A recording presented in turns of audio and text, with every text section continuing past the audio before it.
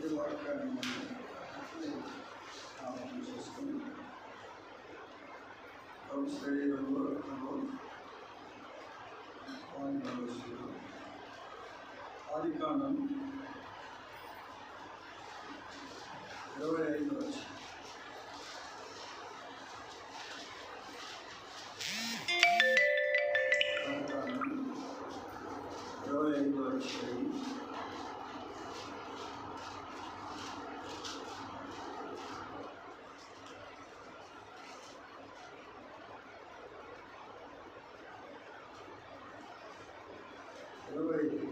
వచ్చి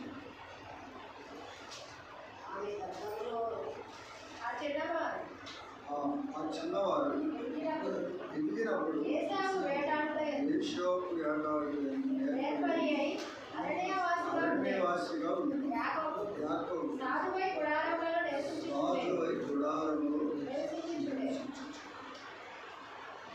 పత్రిక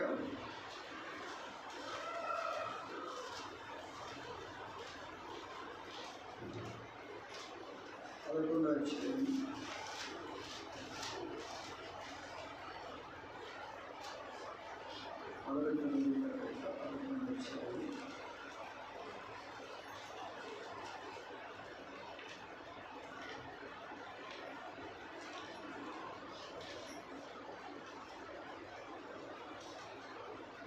27 నుంచి 30.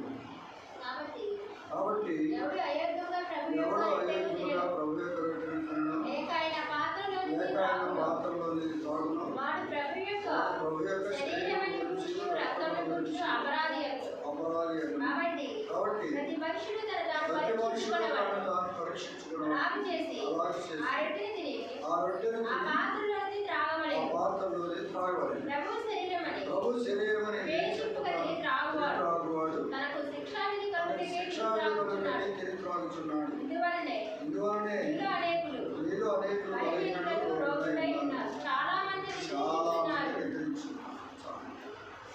ప్రార్థన చేసుకుందాం. పరిశుద్ధుడా, ప్రేమ కలిగిన తండ్రి,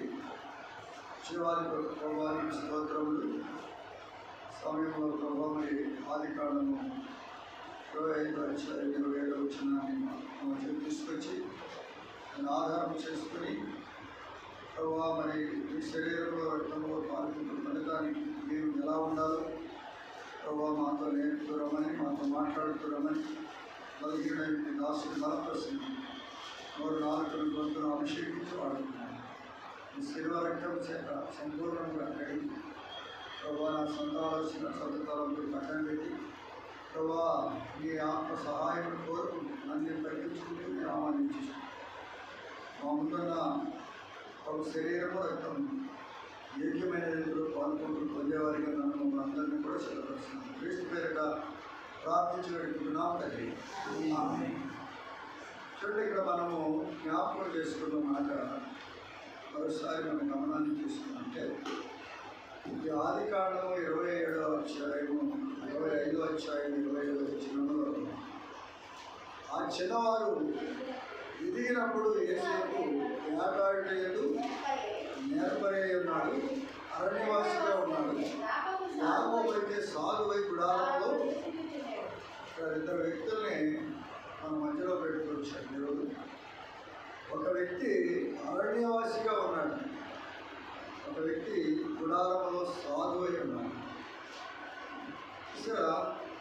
ఈ గుడారంలో సాధువైన వ్యక్తి యాకోబు. ఆ యాకోబు ఏమంటామంటే మోసగాడు అని. అంటే మోసగాడే కానీ యాకోబు ఆయనలో ఉన్నది ఏంటంటే సాధు, అంటే తగ్గించుకున్నట్టు వాడు, దేవుని దగ్గర విధేయత కలిగినట్టు వాడు, దేవుని యందు భయభక్తులు కలిగినట్టు వాడు, దేవునితో సావాసం చేసినట్టు వాడు, దేవుని మాటల్ని వినగలిగినట్టు వాడు, గ్రహించగలిగినట్టు వాడు, దేవుని మందిరాన్ని ప్రేమించగలిగినట్టు వాడు. యాకోబులో చాలా లక్షణాలు ఉన్నాయి. ఒక మోసగాడు అనే లక్షణం ఒకటే మనం తీసుకొస్తాం, కానీ యాకోబులో ఉన్న లక్షణాలు మనం చూస్తే చాలా ఉన్నాయి. కాబట్టి అందులో మనం ఇప్పుడు నేర్చుకోవాల్సింది ఏంటంటే ఆయన సాధువు. ఈ సాధువు అనే మాటను మనం తీసుకుంటే మరి ఎన్నో మాటలు మనకి ఇక్కడ మనం జ్ఞాపకం చేసుకోవచ్చు. చూడండి, మొదటి పేతురు రాసిన పత్రిక కొన్ని మాటలు త్వరగా మనం చూసుకొని శరీరంలో రక్తంలో పాల్గొంటూ పొందాలి. కాబట్టి మొదటి పేతురు రాసిన పత్రిక, పేతురు రాసిన మొదటి పత్రిక 3వ అధ్యాయం 4వ వచనం. సాధువైన నీవు మృదువైన గుణమును అక్షయాలంకారము గల నీ హృదయపు అంతరంగ స్వభావము నీకు అలంకారముగా ఉండవలెను. అది దేవుని దృష్టికి విలువ కలిగినది. సాధువైనటియు మృదువైనటియు గుణమును అక్షయాలంకారము గల నీ హృదయపు అంతరంగ స్వభావం నీకు అలంకారముగా. మనకు అలంకారం ఏంటంటే అంతరంగ స్వభావం. మన అంతరంగ స్వభావాన్ని చూసేటివాడు. చక్కని మాటలు అన్నమాట. సాధువైనటియు మృదువైనటియు గుణమును అక్షయాలంకారము గల నీ హృదయమును అంతరంగ స్వభావం నీకు అలంకారముగా ఉండవలెనని అది దేవుని దృష్టి కడ విలువగలిగింది. విలువైనది మనం దేవునికి ఇవ్వగలం. విలువైనది దేవునికి ఇవ్వగలం. అందుకని భక్తుడు ఇర్మియా అంటున్నాడు ఒక మాట చూద్దాం. ఇర్మియా గ్రంథము 11వ అధ్యాయం 19వ వచనం. అయితే నేను వదకు తేబడుచుండు సాధువైన గొర్రె పిల్లవలే ఉంటిని. మనము చెట్టును దాని బలమును నశింపజేయని వారి పేరు ఇంకా జ్ఞాపకం చేయబడకపోనట్లు బ్రతుకు వారిలో ఉండకుండా వెంటనే వారు నా మీద చేసిన దురాలోచనను నేను ఎదుర్కొంటున్నాను. అయితే నేను వదకు తేబడుచుండు సాధువైన గొర్రె పిల్లలని ప్రభు రాకముందు ఇర్మియా ప్రవక్త దృఢపరుస్తున్నాడు. ఆయన సాధువైన గొర్రె. ఆ సాధువైన గొర్రె పిల్ల యొక్క శరీరమును రక్తము తిని త్రాగడానికి మనం కూడా చూడాలా, సాధువుగా ఉండాలి. ఇది మనం నేర్చుకోవలసిన విషయం. ఇది 3వది. చూడండి, ఇంకొక మాట చూస్తే తెస్సలోనికీయులకు రాసిన పత్రిక అపోస్తలుడైన పౌలు తెస్సలోనికీయులకు రాసిన మొదటి తెస్సలోనికీయులకు రాసిన పత్రిక 2వ అధ్యాయం 7వ వచనం. అయితే సంయమించు తల్లి తన సొంత బిడ్డలను గారావించినట్లుగా సాధువులమై ఉంటుంది. ఇక్కడ పౌలు చెప్తా ఉన్నాడు సంఘానికి, మేము మీ మధ్యలో సాధువులమై. దేవుని సంఘంలో సాధువులైన వారు కాదు, సాధువులు చక్కగా తగ్గించబడినట్టు వారు, ప్రార్థన చేసేటి వారు, నమ్మకమైన వారు, దేవుని మందిరంలో పని చేయగలిగిన వారు, దేవునికి ఇష్ట ప్రకారంగా జీవించబడిన వారు, దేవుని వాక్యాన్ని ప్రేమించగలిగిన వారు, దేవునికి లోబడగలిగిన వారు, దేవుని మాటకి విధేయత చూపించగలిగిన వారు, దేవుని మాటని అంగీకరించగలిగిన వారు, నెరవేర్చగలిగిన వారు, ఎన్ని కూడా మరి ఉండాలని ఇక్కడ అపోస్తలుడైన పౌలు తెస్సలోనికీయులకు ఉన్న సంఘానికి చెప్తా ఉన్నాడు. మేము మీ మధ్య సాధువులపై చూడండి, ఆదికాండము 26వ అధ్యాయం 34వ వచనం. ఏశావు 40 సంవత్సరముల వాడైనప్పుడు హిత్తీయుడైన ఏరీ కుమార్తెయగు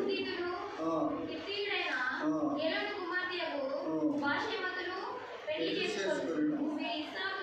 నేను ఇస్సాకును రెబెకాకును మనోవేదన కలగజేసి.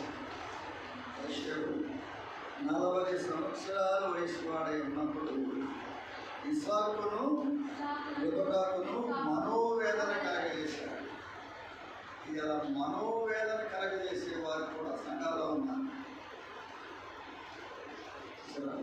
జ్ఞాపకం చేసుకోవాలి. మనం ఎదుటి వారికి ఇబ్బందికరంగా, ఎదుటి వారి వేదన పడేటప్పుడు, ఎదుటి వారికి మనోవేదన కలిగిన జీవితాన్ని కలిగి పడి అని మనం జ్ఞాపకం చేసుకోవాలి. ఎదుటివారు సంతోషపడే రీతిగా ఉండాలి తప్ప వారు దుఃఖపడేవారిగా, వేదన పడేవారిగా ఉండదు. ఏషావు ఇక్కడ పెద్దవాడయ్యి తిరిగి పెద్దవాడైపోయి తండ్రికి తల్లికి వేదన, మనోవేదన, వేదన వేరు, మనోవేదన. చాలామంది తల్లిదండ్రులకి పిల్లలు ఎట్లా ఉంటారు? వేదన కలిగించే వాళ్ళు చెడిపోతారు. వారు దుఃఖపడేవారిగా ఉంటారు. తల్లిదండ్రులు జ్ఞాపకం చేస్తారు.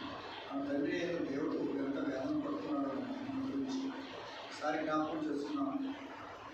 మనం జ్ఞాపకం చేసుకొని సరి చేసుకొని మన తండ్రిని ప్రేమిస్తున్నావా ప్రేమిస్తున్నావా దుఃఖపడుతున్నావా? ఆయన మాట వింటే ప్రేమించండి. ఆయన మాట వింటూ మన బిడ్డలు మన మాట వింటే మనం ఏమనుకుంటున్నాం? మన తల్లిదండ్రులు నా బిడ్డలు ఎంతో గౌరవిస్తున్నాం, మమ్మల్ని ప్రేమిస్తున్నాం. తల్లిదండ్రులు మాకేం పర్లేదు, మా బిడ్డలు మాకేం అక్కడ ఆస్తులు అక్కడ, అంతస్తులు అక్కడ, మేడలు అక్కడ, భూములు అక్కడ, బంగారం డబ్బులు ఏమక్కర్లేదు. మా బిడ్డలు సంతోషంగా ఉంటే మాకు సంతోషం తల్లిదండ్రులు చెప్పగలిగే రీతిలో బిడ్డలు ఉండాలి. అలాగనే మన తండ్రి అయిన దేవుడు మన గురించి సాక్షి ఇచ్చేవాడిగా, మన గురించి సంతోషించేవాడిగా ఉంటున్నాడా? ఆయన శరీరం, ఆయన రక్తం తిరిగి రాలుతూ ఉంటాం. సో దేవుడు ఎందుకు పిలిచాడు అంత అర్థం కాదు. ఈ లోకంలో నుంచి మనం ఎందుకు పిలిచాడు? లోకంలో ఉన్న మననే ఎందుకు పిలిచాడు? ఇది అర్థం చేసుకుంటే మనకు అర్థం. ఎందుకు పిలిచాడు? ఆయన వారసులు అవ్వడానికి, ఉద్యోగం నుంచి తప్పించబడటానికి, ఆయన రాజ్యంలోకి అడగడానికి, ఆ నరకాన్ని తప్పించుకోవడానికి పిలిచాడు. అంతేగాని దేవుడు మనం పిలిచింది ఒక గొప్ప పెళ్లి కట్టుకోవడానికి, గొప్ప భూములు కొనుక్కోవడానికి, బంగారం కొనుక్కోవడానికి, ఆశీర్వాదం ఏం కాదు. ఇది ఈ ఆశీర్వాదం వల్ల తాత్కాలికమే. మన భూములు ఉన్నా, బంగారం ఉన్నా, డబ్బులున్నా, వస్తువులున్నా, బిల్డింగ్ మీద బిల్డింగ్ ఉన్నా వాటిని చూసుకొని ఇక్కడ తాత్కాలిక మొదలడానికి తప్ప ఏది మనపట. కానీ వీటన్నింటినీ మనం ఏం చేయాలి? విడిచిపెట్టాలి. విడిచిపెట్టాలంటే ముందుగా తీసేద్దామని కాదు, దాని మీద మనసు, మన మనసు అంతా ఎక్కడ ఉన్నది? ఆయన మీద ఉండాలి. ఆయన రాజ్యం వైపు ఉండాలి, ఆయన వాక్యం మీద ఉండాలి, ఆయన ఇంటి మీద ఉండాలి మనసు. మరి దేవుడి మందిరాన్ని ప్రేమిస్తూ ఉంటారు కానీ దేవుడి మందిరం మీద మనసు. మన ఇంటికంటే దేవుడి మందిరం ఎక్కువగా మన ఇంటి కట్టి.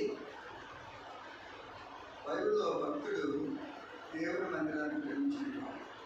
ఎవరైనా దేవుని మందిరంలో పని ముగిసేంత వరకు కూడా ఆయన ఏం తీర్మానం చేస్తున్నాడు? నా ఇంటిగా ఒక పెట్టి మనసు ఉందనుకోండి, దాని మీద కూడా నేను కొడుతున్నాను. దేవుని మందిరము పని ముగించేంత వరకు అందరూ తీర్మానం. అసలు దేవుని మందిరం కడుతుంది, దేవుని మందిరానికి వెళ్తాం. దేవుని మందిరం పని జరుగుతుంటే దేవుని మందిరాన్ని చూడాలి. చేసుకొని మనం ఏమనుకుంటాం? చేసుకొని మళ్ళా చేసుకొని మనకేం పని? ఆదివారం వెళ్తాం, అంతవరకే మన పని. ఇది కాదు, దేవుని బిడ్డలు కాదు, అనేక విశ్వాసము కూడా కాదు. ఎందుకంటే అటువంటి స్థితిలో మనం ఉండాలని దేవుని వాక్యం మనకి చెప్పుకోవాలి. చూడండి, ఇక్కడ తన తండ్రికి తన తల్లికి మనోవేదన కలిగించినట్టు వాడు ఎవరు? చూడండి, ఆదికాండము 28వ అధ్యాయం 8వ వచనం. ఇది కాక కనాను కుమార్తెలు తన తండ్రి అయిన ఇస్సాకునకు ఇష్టపడుతున్నారని ఏశావునకు తెలిసినప్పుడు ఏశావు ఇష్మాయేలు వద్దకు వెళ్ళి తనకున్న భార్యలు గాక అబ్రహాము కుమారుడైన ఇష్మాయేలు కుమార్తెయు నెబాయోతు సహోదరి అయిన మహలతును కూడా పెళ్లి చేసుకున్నాడు. ఎంత దుర్మార్గమైన స్వభావం, ఎంత తండ్రికి ఎంత దుఃఖపడుతూ ఎంత మనోవేదన కలగజేస్తూ వచ్చాడు. నాడు తల్లిదండ్రుల మాట వినరు, పిల్లలు ప్రేమ ప్రేమ ప్రేమ ప్రేమ ఏంటి ప్రేమ ప్రేమ ద్వామ అయిపోతుంది ఎక్కడికక్కడ. తల్లిదండ్రులు చెప్పిన మాటకి లోబడరు. వీళ్ళు కాలేజీలో పంపిస్తే ఏం చేస్తున్నారు? కాలేజీలో చదవట్లా.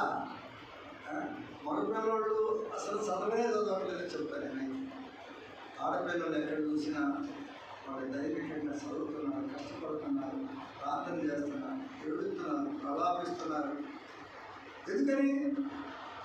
తల్లిదండ్రులకి ఎంత కీర్తి తీసుకురావాలని, దేవునికి ఎంత మహిమ తీసుకురావాలని ఆలోచన చేస్తూ ఉంటే మగపిల్లవాడు ఏం లేదు,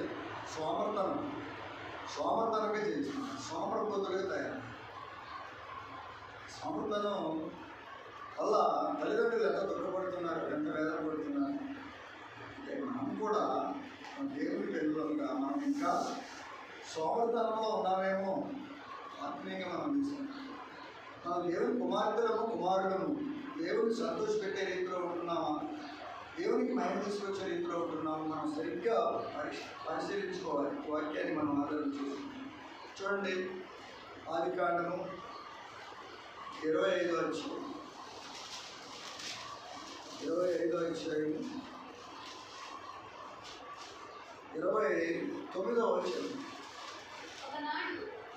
ఒకనాడు యాకోబు కలగర వంటకము వండుకొనుచుండగా ఏశావు అలసిన వాడై పొలంలో నుండి వచ్చి నేను అలసి ఉన్నాను, ఆ ఎర్రగా నున్న దానిలో కొంచెము దయచేసిన అడిగాను.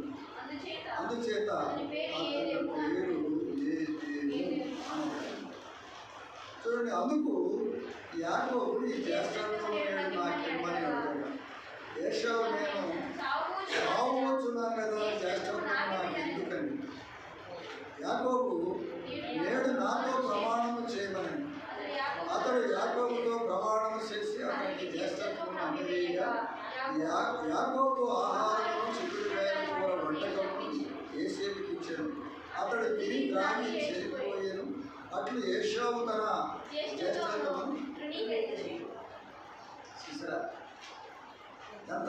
ఎంత ఆలోచన కలిగిన వాడు. ఇంకా చిక్కుడుకాయల కూరకి ఆశపడి ఏశావు ఏం చేశాడు? జ్యేష్ఠత్వాన్ని అమ్ముకున్నట్టే దౌర్భాగ్యుడు అయిపోయాడు. మనం కూడా చాలా చిన్న విషయాల్లో అమ్ముడు పోతాం. చిన్న విషయాలు ఏం చేస్తాం? అమ్ముడు పోతాం. మన జ్యేష్ఠత్వం హక్కుని ఏం చేస్తాం? బాగొట్టుకుంటాం. దేవుడు నిన్ను నన్ను ఏం చేశాడు తెలుసా? నా జ్యేష్ఠ కుమార్తె, నా జ్యేష్ఠ కుమారుడుగా అని చెప్పితే మనం ఏం చేసాం? ఆ జ్యేష్ఠత్వపు హక్కుని చిన్న వాటికి ఏమైపోతున్నాం? అమ్ముడు పోయేవారిగా ఉన్నాం. ఏంటి చిన్న అంటే ఏదైనా కావచ్చు. ఈ లోకానికి మనం ఏమైపోతున్నాం? అమ్ముడు పోతున్నాం. పోవట్లేదా? లోకం మీదకి మనం వెళ్ళిపోవట్లేదా? వాళ్ళ తలంపుల్లోకి వెళ్ళలేదా? వాళ్ళ ఆలోచనలోకి వెళ్ళలేదా? వాళ్ళ మార్గంలో మనం వెళ్ళలేదా? వాళ్ళ తలంపుల్లో మనం చూడలేదా? జీవించట్లేదా? వాళ్ళ మాటకే లోబడట్లేదా? చూడండి, జ్ఞాపకం చేసుకుని రక్షించుకోండి. దేవుని వాక్యం చేత మనం ఈ సిక్కిడి గారి కొరకే ఏశావు ఏం చేసి తన జ్యేష్ఠత్వాన్ని నమ్ముకున్నాడు. సర్వాన్ని మోసం చేశాడు, లేకపోతే దగా చేశాడు, ఏం చేశాడో కానీ ఆ చిక్కుడు గారి కూర వంటకం వండి సంపాదించుకున్నాడు. కాబట్టి ఎంత విధేయుడు చూడండి. యాకోబులో చాలా మంచి లక్షణాలు ఉన్నాయి. కాబట్టి ఏశావులో అన్ని చెడ్డ లక్షణాలే కనబడుతున్నాయి. చూడండి, ఇది రెండవది. ఇంకొక మాట మనం చూస్తే ఇబ్రీ పత్రిక 12వ అధ్యాయం. ఇబ్రీ పత్రిక 12వ అధ్యాయం 12వ అధ్యాయం 16వ వచనం. తన జ్యేష్ఠతకు హక్కును అమ్మివేసిన ఏసావు వంటి భ్రష్టుడైనను వ్యభిచారి అయినను ఉండునేమో అనియు జాగ్రత్తగా చూసుకుని ఒక్క పూట కూటి కొరకు, ఒక్క పూటే ఆ చిక్కుడుగా కూర నచ్చకూడదండి. ఒక మామూలు 10 నిమిషాలు. ఆ తర్వాత అది మన దగ్గర ఉండదు. ఆ నాలిక కాసేపు రుచి ఉండలేదు బహుశా. కానీ ఒక్క పూట కూటి కొరకు జ్యేష్ఠత్వాన్ని కూడా వెనకంజి వేయకుండా అమ్మి వేసిన ఏషావులంటే భ్రష్టుడైనను వ్యభిచారైనను ఉండునేమో అని జాగ్రత్తగా చూస్తాం. జాగ్రత్తగా మనం దేనికైనా అమలు పోతున్నామేమో, దేనికైనా లోబడిపోతున్నాము, దేనికైనా వ్యభిచారిగా ఉన్నాము. ఏది ఎక్కువగా ప్రేమించడం దాన్ని వ్యభిచారం చేసినట్టే లెక్క. వ్యభిచారాలు అంటే ఏదో వ్యభిచారాలు ఉంటుందండి. ఏదైనా ఎక్కువగా ప్రేమిస్తున్నాం అనుకో, దాంతో నువ్వు వ్యభిచారం చేసినట్టే. కాబట్టి జాగ్రత్తగా చూసుకోమన్నాడు. జాగ్రత్తగా చూసుకొని పరిశీలించుకొని దేవుని శరీరంలో పాల్గొంటున్నారు. మూడవదిగా ఆదికాండము 31వ అధ్యాయం. ఆదికాండము 31వ అధ్యాయం 31వ అధ్యాయము 28వ వచనం. నీవు నా కుమార్తెలను నన్ను ముద్దు పెట్టుకొని ఇయ్యక బట్టి ఇట్లు చేసితివి. నీకు హాని చేయుటకు నా చేత నవ్వును. అయితే మీ తండ్రి యొక్క దేవుడు నీవు యాకోబుతో మంచిగాని చెడ్డగాని పలుకకము, జాగ్రత్త సుమి అని నాతో చెప్పాను. 28వ వచనంలో, అయితే నీవు నా కుమారులను నా కుమార్తెలను నన్ను ముద్దు పెట్టుకోనీయక ఇచ్చిబట్టి ఇట్లు చేసినవి. నీకు హాని చేయుటకు నా చేతనవు. అయితే పోయిన రాత్రి నీ తండ్రి యొక్క దేవుడు యాకోబుతో మంచిగాని చెడ్డగాని పలుకకు, జాగ్రత్త సుమి అని నాతో చెప్పాడు. ఎవరితో చెప్పాడు?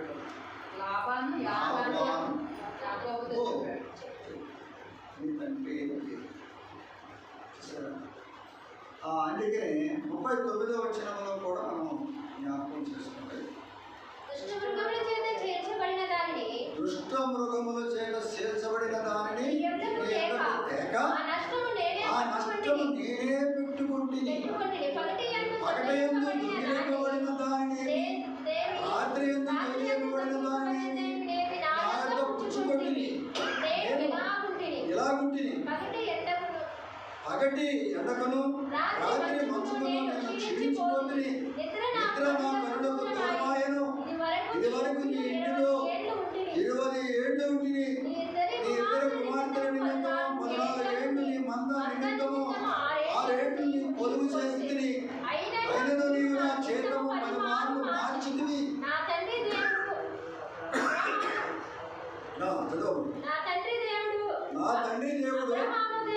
అబ్రహాము దేవుడు, ఇస్సాకు భయపడిన దేవుడు, నాకు తోడైయుండిన ఎడల నిశ్చయముగా నీవు నన్ను వట్టి చేతులతోనే పంపివేయుదువు. దేవుడు నా ప్రయాసమును నా చేతుల కష్టమును చూసిపోయిన రాత్రి నిన్ను గద్దించిన నీ లాభాలతో. ఇక్కడ యాకోబు లాభాలతో చెప్తూ ఉన్నాడు. నేను ఎంత కష్టపడ్డానో, ఎంత శ్రమపడ్డానో, ఎన్ని తిప్పులు పెట్టావో, నన్ను ఎంత మోసం చేశావో, నాకు ఎన్ని ఇబ్బందులు తీసుకొచ్చావో, మృగముల చేత మరి చేర్చబడిన దానినైనా సరే ఆ నష్టాన్ని నేనే భరించను. కానీ నీ వాటలో ఇది చూసారా? అయినా దేవుడు మాట్లాడుతూ వచ్చాడు కాబట్టి, ఇస్సాకు భయపడిన దేవుడు నాకు తోడై ఉండిన నిశ్చయముగా నీవు నన్ను వట్టి చేతులతోనే పంపివేయదు. దేవుడు నా ప్రయాసము నా చేతిలో కష్టము మనం ఎప్పుడు కూడా ఒట్టి చేతులతో నా ప్రయాస, నా పని, నా కష్టము, మన సమస్యలు అన్నీ చూస్తూ ఉన్నది. మనం ఎలా చేస్తున్నామో కూడా దేవుడు.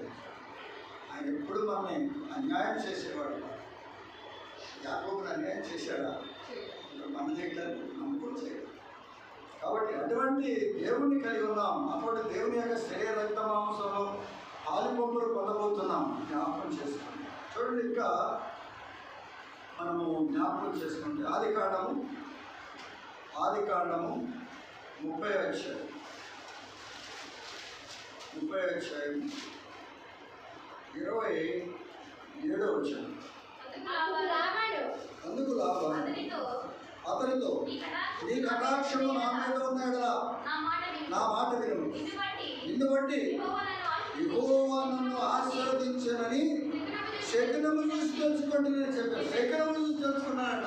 లాభాలు నిన్ను బట్టే దేవుడు నన్ను నన్ను బట్టి మన కుటుంబం ఆశీర్వదించబడాలి, నన్ను బట్టి మన చుట్టుపక్కల ఉన్న వారు ఆశీర్వదించబడాలి, మన బట్టి మన గ్రామము ఆశీర్వదించబడాలి, మన బట్టి మన బంధువులు ఆశీర్వదించబడాలి, మన పిల్లలు ఆశీర్వదించబడాలి, మన బట్టే. అది శాపం వచ్చినా అది ఆశీర్వాదము. ఇక్కడ యాకోబును బట్టి లాభానికి ఏమొచ్చింది? ఆశీర్వాదం వచ్చిందంటమ్మా, ఆశీర్వాదము. చూసారా? ఇంకా 30వ వచనం మనం జ్ఞాపకం చేసుకోండి. నేను రాకమునుపు నీకుండినది కొంచెమే, అయితే అది బహుగా అభివృద్ధి పొందెను. నేను పాదము పెట్టిన చోటెల్లా యెహోవా నిన్ను ఆశీర్వదించెను. నేను నా ఇంటి వారి కొరకు ఎప్పుడు సంపాద్యము చేసుకొందున. నేను అంటున్నాడు, నేను పాదము పెట్టిన చోటెల్లా యెహోవా నిన్ను ఆశీర్వదించాడు. నేను గొర్రెల్లోకి వెళ్తే గొర్రెల్లో ఆశీర్వదించబడింది, ఇంట్లోకి వెళ్తే ఇంట్లో ఆశీర్వదించబడింది, పొలంలోకి వెళ్తే పొలంలో ఆశీర్వదించబడింది. చూడండి, మనం ఎక్కడ పాదం పెడితే అక్కడ ఏం రావాలా? ఆశీర్వాదం వస్తుందా? మనం పాదం పెట్టిన కాడాలా ఆశీర్వాదం వస్తుంది. మనం పాదం పెడితే ఆశీర్వాదం ఏమో, కానీ మన పాదాలు ఎట్లా ఉంటాయంటే జ్ఞాపకం చేస్తారు. దేవుని పిల్లలు అడుగు పెట్టితే అక్కడ దీవెన ఉన్నాయి, ఆశీర్వదించాలి. అనేక మంది ఆశీర్వదించబడటానికి మనం ఆశీర్వదించబడేది కాదు. మనం అడుగు పెట్టిన వల్ల ఎరటవారు ఆశీర్వదించబడటానికి దేవుడు ఆ కార్యము వాళ్ళకి ఏం చేస్తాడు? ఇది మనకే.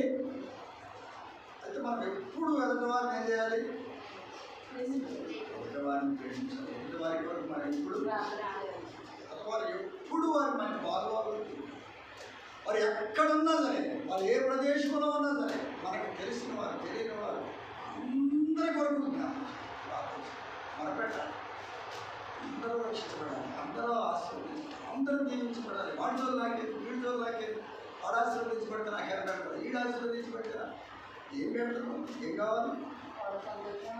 వాడు సంతోషం. మనం కూడా మనలో నా బిడ్డలందరూ సంతోషించింది, నాకు సంతోషం. ఎవరైనా బాధలో ఉంటే ఎట్లా ఉంటుంది? కొంచెం మనోవేదనగా దుఃఖం. మన దినమున నిజంగా శరీరం చూసి అట్లా అన్నం తిందాం అనుకున్నాను. అట్లా చేయగడుకున్నా అన్నం తిందామని లేచాడు. 7:30 అయింది. సోదరు ఫోన్ చేసింది, సోదరు మాట్లాడాడు. తొందరగా రావాలంటే పరిస్థితి బాగుండేది. అంటే ఆ పల్లెల్లో అక్కడే వదిలిపెట్టేసి చీకటి వెంటనే సొక్కా వేసుకుని టైం చేసుకుని చీకటి 7:30 పురుగులు దారి మార్గం. నాకు నైట్ కూడా కొంచెం ఇబ్బందికరంగా ఉంది. అయినా ఆ లైట్కి ఎంతో బాధపడుతుంటాయి. ఎందుకు వెళ్ళా బాగున్నా. మళ్ళీ వచ్చి ఫోన్ చేసి ఆ రాత్రి 4-5 సార్లు ఫోన్ చేసి దాని తర్వాత తెల్లారి కుదిరిపోవటం మళ్ళీ పని పెట్టుకొని ఎందుకు వెళ్ళా ఇంటికి ఎలా ఉంటాను అంటే మనం ఆమె కాదని అసలు చెప్తున్నాం. మనం ఎదుటివారు ఏం చేయాలి? ఎదుటివారికి మన శాతనైనంత వరకు మనం సహాయం చేయకపోయినా ప్రార్థన సహాయం కూడా చూడండి. కాబట్టి యవనస్తులు బిడ్డలు 10th ఇంటర్ ఎగ్జామ్స్ ప్రిపేర్ అవుతున్నారు. ఎంతమంది ప్రార్థన చేస్తున్నారు ఆ బిడ్డల కోసం? ఎంతమంది కష్టపడుతున్నారు? కష్టపడాలి. చేతన అంటే వంతు ప్రకారం చేయక కష్టపడాలి. ఆ బిడ్డల కోసం కన్నీరు కావాలి. ఆ బిడ్డ పాస్ అయితే నాకేం వస్తుంది అండి, ఆ బిడ్డకు ఉద్యోగం వచ్చే నాకేం వస్తుంది అండి. ఇది కాదు. అందరి కోసము ఒక సంవత్సరం అంతా బిడ్డలు ఏం చేస్తున్నారంటే కష్టపడ్డారు. యాకోబు కష్టపడిన దానికి లాభాన్ని ఏం చేశాడు? తగ్గించాలని చూశాడు. దేవుడు ఏం చేశాడు? తగ్గించే స్వభావంగా వాళ్ళు కష్టపడిన దానికి ప్రతిఫలాలు రావాలి. వాళ్ళు దీవించబడాలి, వాళ్ళు ఆశీర్వదించబడాలి. వాళ్ళు ఆశీర్వదించబడితే మనం కూడా ఆశీర్వదించబడతామండి. నేర్చుకోండి. వారు కష్టపడి సంవత్సరం అంతా చదువుతూ వచ్చాక నిద్ర ఆగారం కూడా మనిషి చదివారు. భయపడుతున్నారు, ఈ సంవత్సరంలో ఈ మార్కులు వస్తాయా రావాలి. రేపు ఇంటర్ పరీక్షలట మేఘనానికి, మరి ప్లస్సీకి. ఇంకా ఇంటర్ చదివే వాళ్ళు ఎవరైనా ఉంటే రేపే స్టార్టింగ్ 9 గంటలు, 9 నుంచి 12 వరకు ఉంటుంది. ప్రార్థన చేయండి. 6 తారీఖు మేఘన ప్లస్ ఇంటర్కి. తర్వాత 10th మామూలుగా ఉంది, నగేష్ ఉన్నాడు. చాలామంది 10th మరి బీటెక్ చదివే వాళ్ళు ఉన్నారు. అందరి కోసం ఉద్యోగాల కోసం ఎదురు చూసే వారు ఉన్నారు. కష్టపడి పని నేర్చుకునే వారి కోసం ఉన్నారు. అందరి కోసం మనం మారగలిగాలి. వాళ్ళ సంవత్సరం అంతా కష్టపడిన దానికి ప్రతిఫలాలు రావాలి. వాళ్ళు సంతోషంగా ఆనందంగా ఉంటే మనకి సంతోషం కదా. కాబట్టి మాటలు మనం జ్ఞాపకం చేసుకున్నాం. ఇంకా చూస్తే 2-3 మాటలు చూసుకొని ముగించుకుందాం. సంఖ్యాకాండము 23వ అధ్యాయం 21వ వచనం. ఆయన యాకోబులో ఏ దోషము కనుగొనలేదు, ఇశ్రాయేలులో ఏ వంకరతనము చూడలేదు. ఇశ్రాయేలులో ఏ వంకరతనము చూడలేదు. అతని దేవుడైన యెహోవా అతనికి యాకోబులో ఏ దోషము కూడా కనపడలేదంట. మనం ఏమన్నా మాట్లాడితే మోసం, మనం మోసగలం కదా. ఈ మోసం నుండి దేవుడు ఏం చేశాడు? విడిపించాడు యాకోబుని. తర్వాత యాకోబులో ఎక్కడ దోషం కనపడలేదట.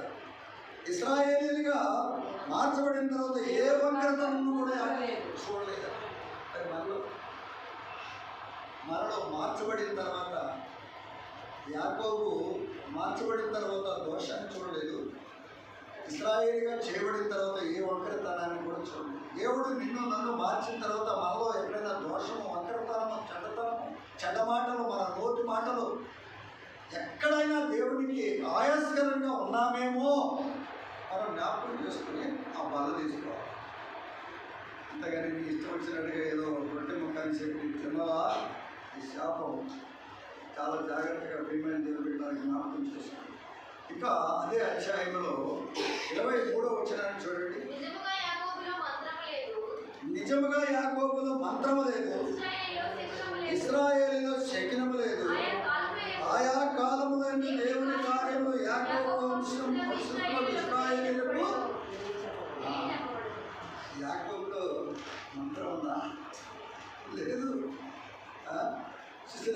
ఇశ్రాయేలీలో శకునము కూడా లేదు. మనం ఏం చేస్తాం? చాలాసార్లు శకునాల గురించి చెప్తూ ఉంటాం. శకునాలకి వెళ్తాం, శకునాలు చూపించుకుంటాం, మంత్రాలకు వెళ్తాం, మంత్రాలు పెట్టించుకుంటాం, అంతా లేదా మనకి?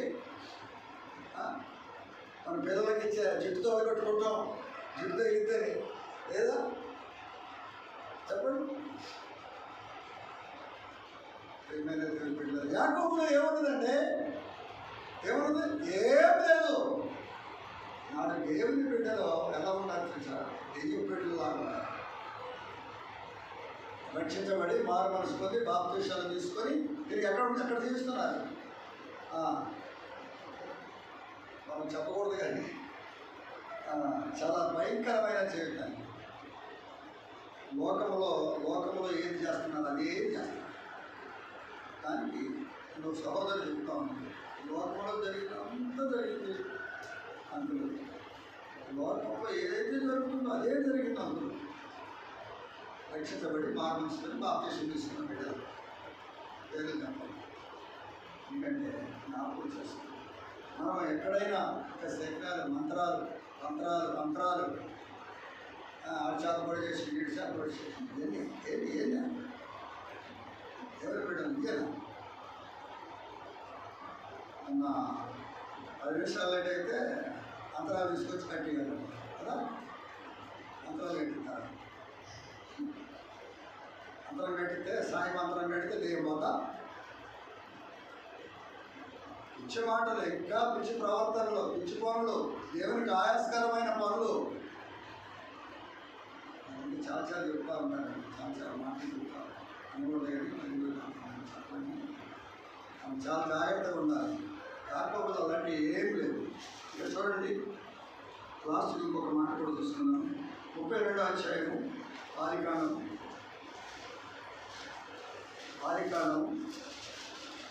32వ అధ్యాయం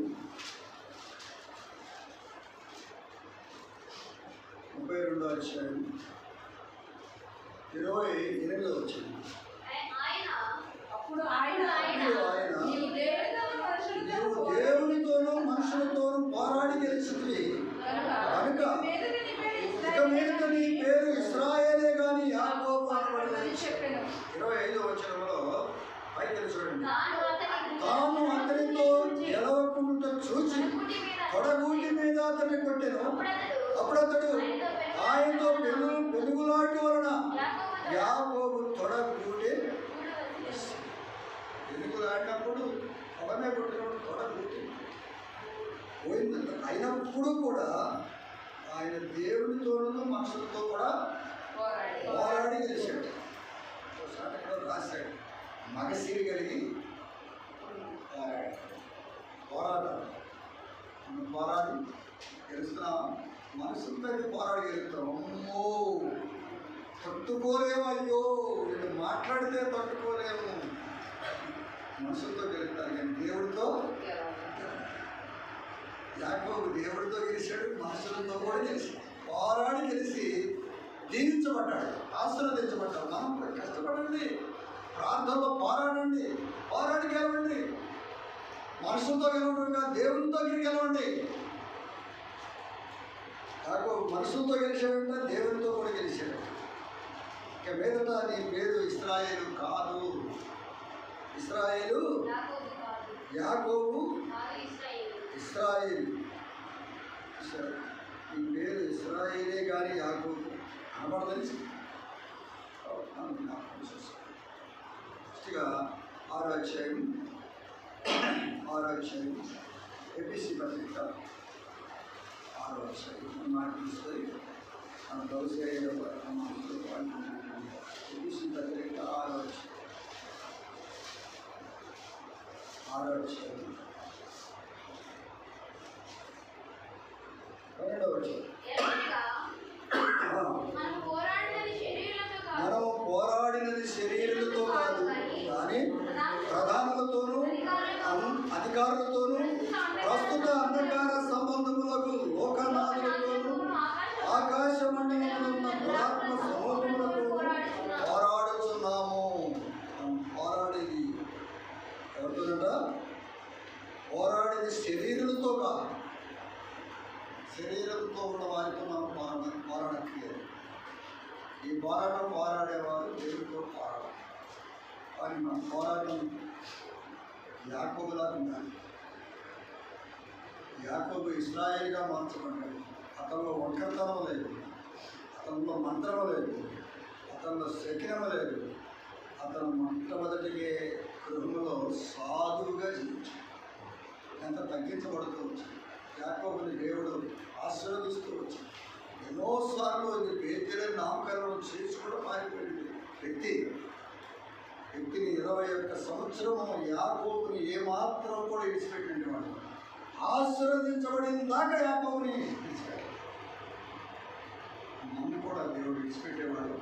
చాలాసార్లు దేవుడు నన్ను విడిచిపెట్టాడు. దేవుడు నాకేం సహాయం చేయడు, దేవుడు నాకేమి ఈడు అనుకుంటాను. ఇచ్చిమాట దేవుడు తోడు ఇచ్చేవాడే కానీ ఇచ్చుకునేవాడు. జ్ఞాపకం చేసుకున్నాం.